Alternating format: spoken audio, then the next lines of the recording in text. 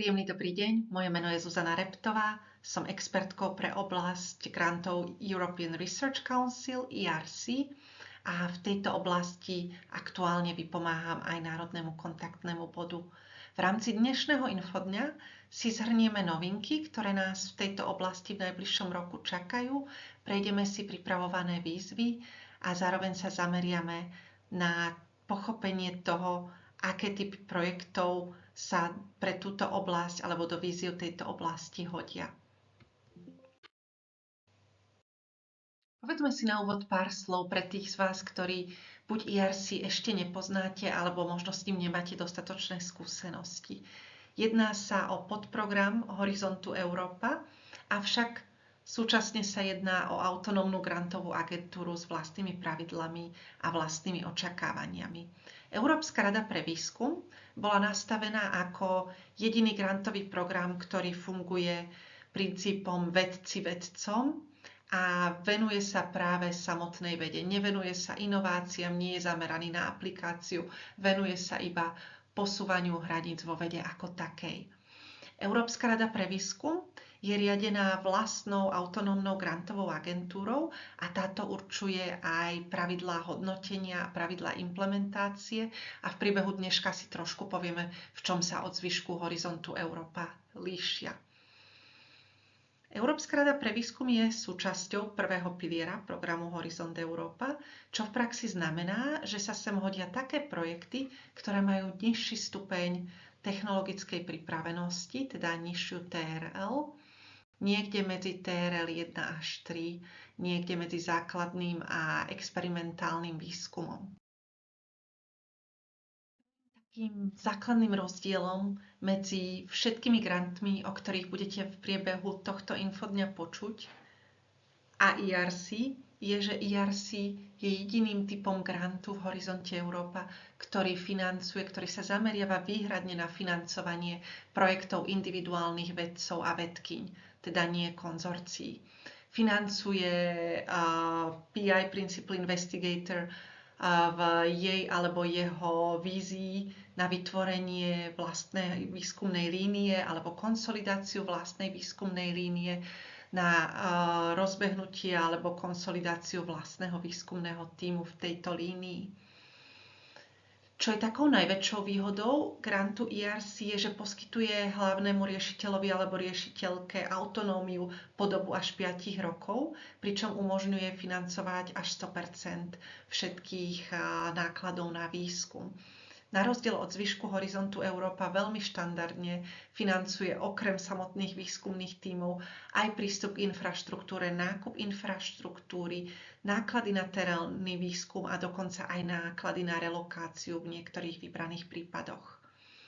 ERC podáva vedec alebo vedkyňa, jeden alebo jedna s podporou hostiteľskej inštitúcie. To je inštitúcie, na ktorej plánuje svoj výskum realizovať. Toto môže byť výskumná organizácia akéhokoľvek typu, verejná, súkromná, môže to byť univerzita, môže to byť akadémia vied, môže to kľudne byť aj firma. Táto inštitúcia sa musí nachádzať v členskom štáte Európskej únie alebo v štáte asociovanom k programu Horizont Európa. Môže, ale nemusí sa jednať o inštitúciu, kde v danej chvíli, vo chvíli podania žiadateľ alebo žiadateľka o grant pracuje. To je teda ten žiadateľ alebo žiadateľka, ktorý sa o grant môže uchádzať. Principal Investigator, alebo teda hlavný riešiteľ, môže byť z ktoréhokoľvek miesta na svete. V momente, keď sa o grant uchádza, sa môže naozaj uchádzať odkiaľkoľvek na svete, pričom granty sú otvorené pre žiadateľov akejkoľvek národnosti. Čo je však dôležité je, aby sa o grant uchádzal alebo uchádzala v spolupráci s hosťujúcou inštitúciou a táto inštitúcia, ako som už spomenula, musí byť situovaná v krajine, ktorá je oprávneným čerpateľom grantov z Horizontu Európa, čiže buď členskou krajinou Európskej únie alebo takou krajinou, ktorá je k programu Horizont Európa asociovaná. Povedali sme si teda kto, povedali sme si odkiaľ, povedzme si teraz to najdôležitejšie a teda odpoveď na otázku čo. Čo je obsahom grantu ERC alebo čo je dobrým nápadom o takýto grant sa uchádzať. Uchádzať sa môžu projektové návrhy z akejkoľvek oblasti výskumu. Európska rada pre výskum funguje spôsobom bottom-up, čiže môžete prísť s čímkoľvek, čo vás zaujíma, čo vám v noci nedá spávať, niečo, čo považujete za veľkú otázku pre svoju oblasť výskumu a na otázku, alebo odpoveď na túto otázku by posunula hranice aktuálneho ľudského poznania. Je to teda grantová schéma otvorená pre všetky vedné disciplíny a je len na vás ako žiadateľovi alebo žiadateľke, aby ste hodnotiteľov presvedčili, že práve to, čo vás zaujíma, je tá next big thing, že to je naozaj to niečo prelomové, čo sa oplatí financovať a čo je pre svet vedy v tejto chvíli zaujímavé. Hodia sa sem také typy grantov, ktoré otvárajú nové výskumné perspektívy, ktoré sa púšťajú do neprebádaných oblastí.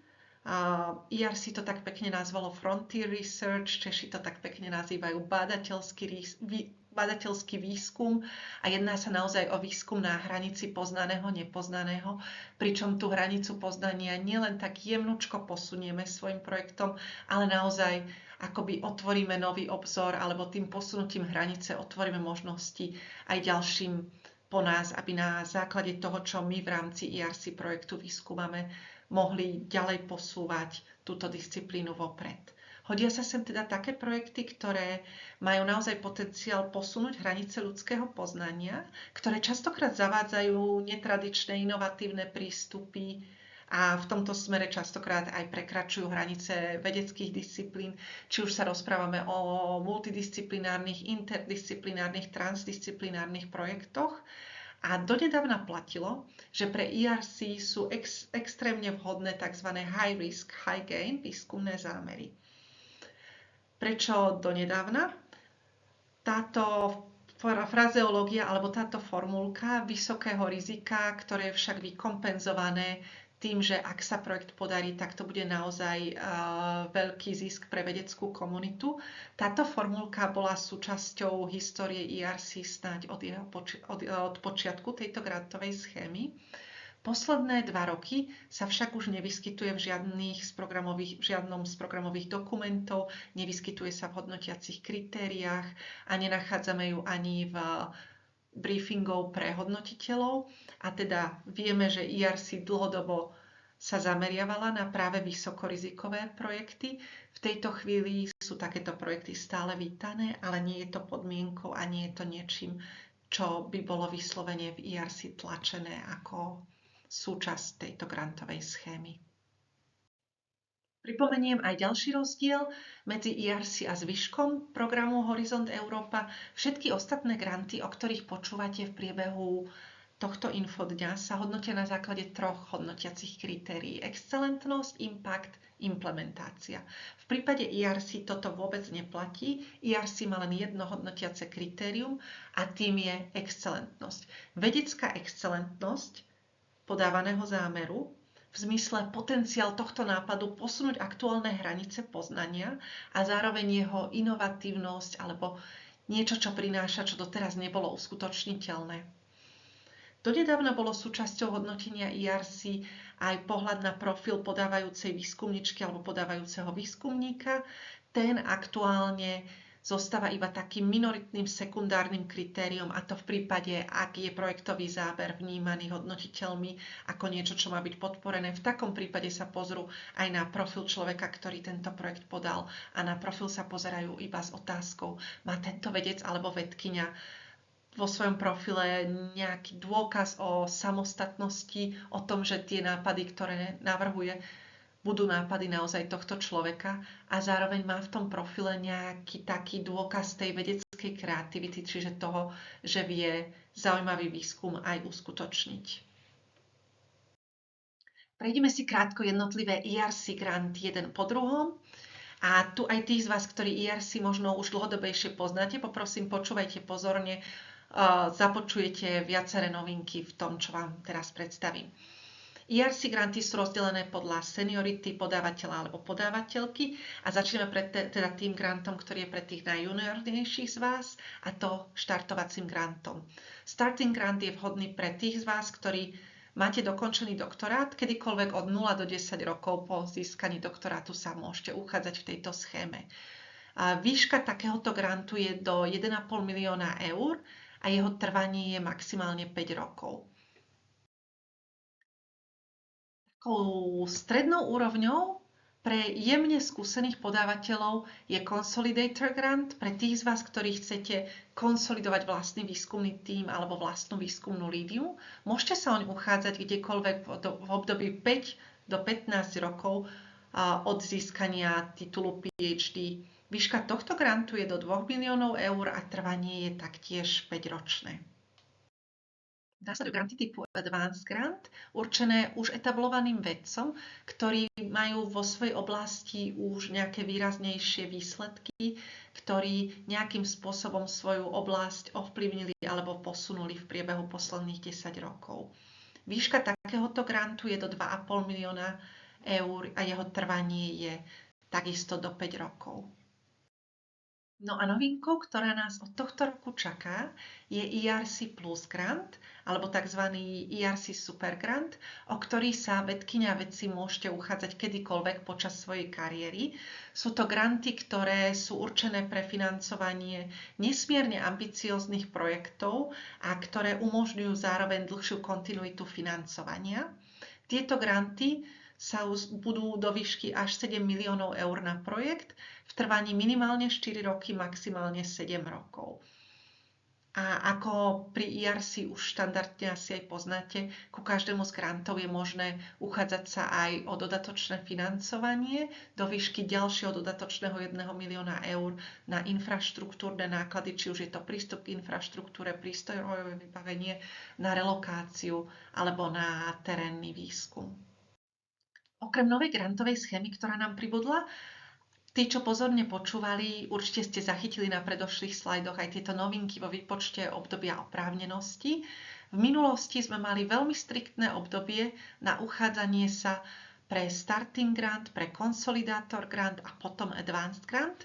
Od tohto roku sa zavádza nový systém, v ktorom sa vieme o štartovací grant uchádzať kedykoľvek od získania doktorantúry prvých 10 rokov, o konsolidátor kedykoľvek od 5 rokov od získania doktorátu po 15 rokov po a od advanced grant kedykoľvek, či už počas tohto obdobia alebo po tom období, a to v prípade, ak usúdite, že už ste dosť advanced na to, aby ste sa uchádzali o ten väčší grant.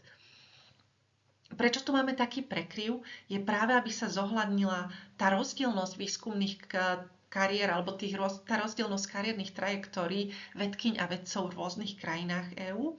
A vnímam to ako veľmi silnú príležitosť práve pre žiadateľky a žiadateľov od nás z krajín Strednej Európy, kde tie kariéry máme možno trošku inak nastavené. Zároveň sa mení výpočet oprávnenosti a to bude sa počítať od dátumu obhajoby doktorantúry, čo je ako doteraz, k dátumu danej výzvy, v ktorej sa uchádzate, k dátumu uzávierky danej výzvy, v ktorej sa uchádzate. Čiže nezabudnúť výpočet oprávnenosti počítať podľa tohto nového pravidla.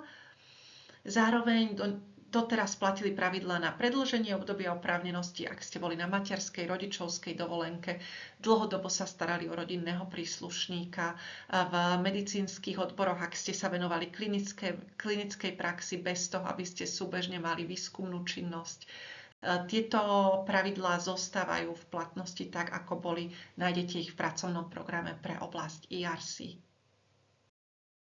Predstavili sme si teda 4 granty alebo 4 grantové schémy ERC pre monožiadateľov, čiže kde je uchádzačom jedna vedkyňa alebo jeden vedec spolu s hosťujúcou inštitúciou a prostredníctvom tohto grantu financuje svoj výskumný tím, svoju výskumnú líniu v tej téme, ktorú do ERC navrhuje. A zároveň však ERC zahŕňa aj jednu schému, ktorá je typu multi-beneficiary, čiže pre viacerých žiadateľov, a to tzv. ERC Synergy Grant.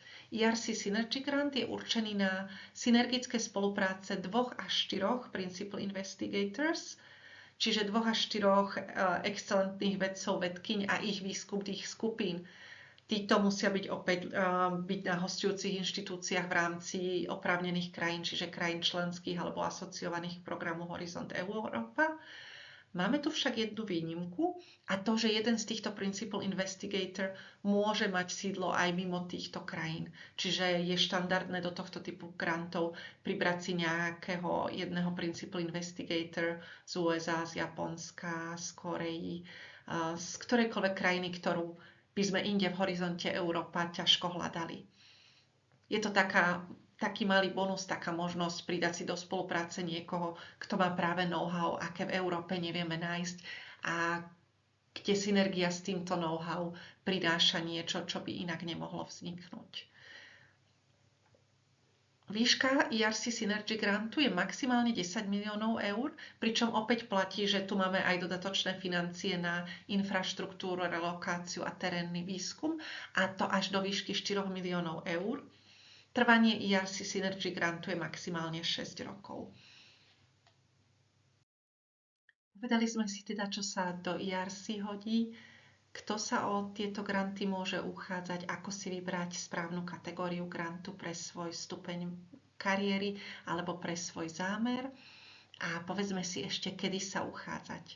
Aktuálne máme na rok 2026 už vypísané výzvy s konkrétnymi deadlinami v kategórii Advanced Grant, čiže pre seniornejších vedcov, kde bude výzva otvorená koncom mája a uzávierka výzvy bude 27. augusta 2026 a zároveň máme pripravovaný termín už aj pre ERC Plus Grant alebo tzv. Super Grant, ktorý bude otvorený od júna a uchádzať sa bude možné do 2. septembra. Zároveň nás v priebehu tohto roka už štandardne čakajú aj výzvy ERC Starting a ERC Consolidator Grant. Obe sú súčasťou aktuálne pripravovaného pracovného programu 2027, o ktorom prebieha negociácia medzi Európskou komisiou, ERC agentúrou a členskými krajinami. Očakáva sa, že tento pracovný program bude prijatý koncom jary, začiatkom leta a prvá výzva Starting Grant bude otvorená už v mesiaci júl. Starting Grant bude mať už štandardne uzávierku pravdepodobne v októbri, pravdepodobne v polovici októbra, ale keďže ešte tento pracovný program, z ktorého bude výzva vychádzať, nemáme schválený, tak si tieto termíny veľmi odporúčam overiť po schválení alebo po publikácii pracovného programu v druhej polovici roka.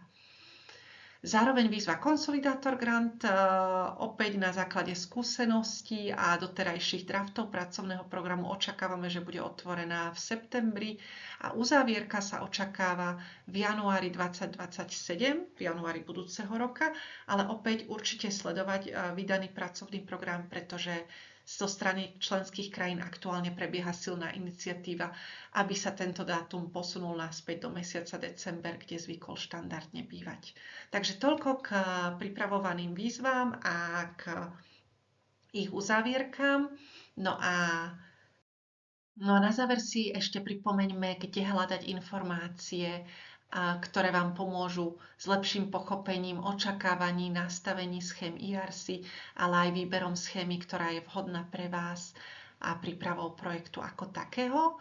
Na stránke ERC Europa EU nájdete jednak informácie o jednotlivých typoch grantov, aj s príkladmi, ako sa rozhodovať, ktorý grant je vhodný pre vás. Nájdete tam databázu, v ktorej viete prehľadávať aktuálne bežiace ERC granty, aj granty v minulosti podporené. Tu nájdete teda základné informácie o podporených projektoch a o niektorých ich outputoch. No a veľmi silno odporúčam pre tých z vás, ktorí máte o ERC seriózny záujem, pozrieť si minisériu školení ERC Classes, ktorú pripravila Európska rada pre výskum, alebo teda exekutívna agentúra Európskej rady pre výskum v spolupráci s vedeckou radou ERC. A v týchto videách vás prevedú jednotlivými aspektami zvažovania ERC, čiže čo zvážiť pred tým, ako podám svoju žiadosť, ako naplniť projektovú žiadosť, ako písať časť B1, časť B2, ako sa pripravovať na interviu a celkovo ako funguje hodnotenie projektovej žiadosti a čo to pre mňa znamená pri jej príprave. To je na dnes z mojej strany všetko. Ďakujem vám za pozornosť a dovolím si predať slovo Petrovi Sutorovi, ktorý vám porozpráva o Európskej rade pre inovácie, European Innovation Council,